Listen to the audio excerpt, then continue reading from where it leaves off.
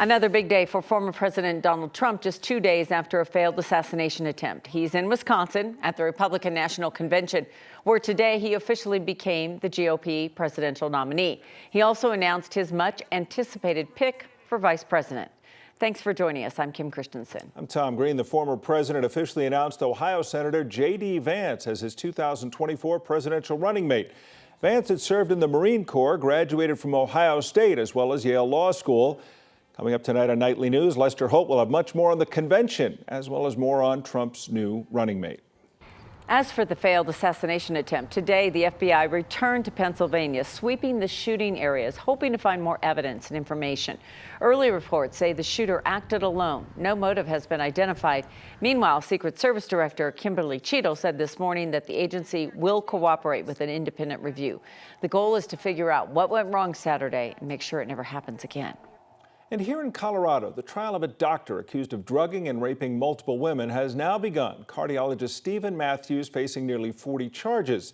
This after 11 women have come forward. Just a few hours ago, prosecutors and the defense gave opening statements to the jury. Jeremy Hahola has been covering this story over the last week, and he was in court this afternoon. Jeremy, this trial is expected to last about a month.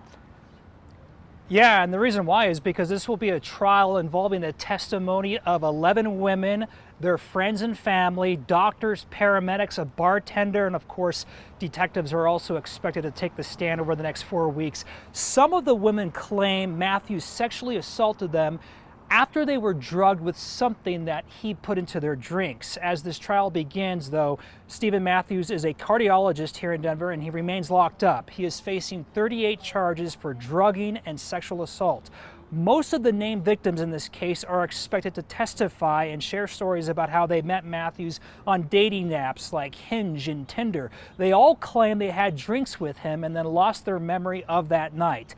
8 of them claim he sexually assaulted them. This afternoon, the Denver prosecutor opened up the case by showing the portraits of 11 women back to back while giving a similar account of each woman's story. The prosecutor called Matthews systematic and calculated and said that he controlled the narrative of the night because he controlled their memories. On the defense side, one of Matthews' defense attorneys acknowledged the optics of 11 women coming forward, but said each of them has a different story and that they're not all the same. He also pointed out the fact that police have yet to find any physical evidence they were drugged. Again, this trial is expected to last at least 4 weeks. It will be not televised. It will be centralized in the courtroom. It will not be streamed either because the judge actually expressed concerns about how the women would be treated by people on social media if this were to be streamed in a live setting. Matthews, in the meantime, has agreed to stop practicing medicine until the conclusion of his criminal trial here. He remains locked up under a $5 million bond. Live in downtown Denver, Jeremy Hahola, 9 News. Thanks, Jeremy.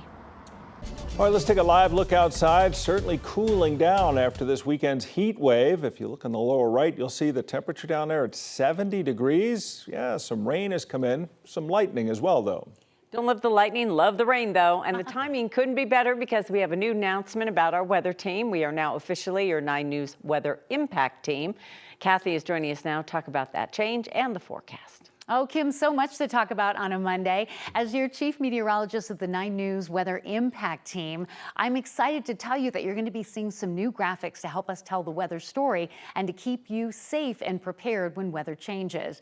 We're going to put in some new graphics that will really highlight the timing of an impending weather change or an event. We're going to give you the impact of what we think will be happening with as much advance warning as possible, and then we'll hope to have some advice for you. Coming up in just a bit, I'll have much more on these graphics and kind of give you an idea of what we're expecting as we go forward when we do issue a 9 News Weather Impact Day. Today is a welcome change. Goodbye to the heat this afternoon. We did make it to 96, but temperatures have come down into the 60s and 70s, compliments of some rain showers coming off the foothills, and we love it. We don't love the wind, we don't love the lightning, and there is the potential for a couple of severe storms out there. We've already had one warned storm just east of the Pueblo area airport. But there's big changes coming in, along with the chance for showers tonight, tomorrow, and Wednesday. The storms are tracking from the southwest toward the east. A lot of lightning, a lot of wind, and count yourself lucky if you get any of those raindrops on your windshield or in your yard.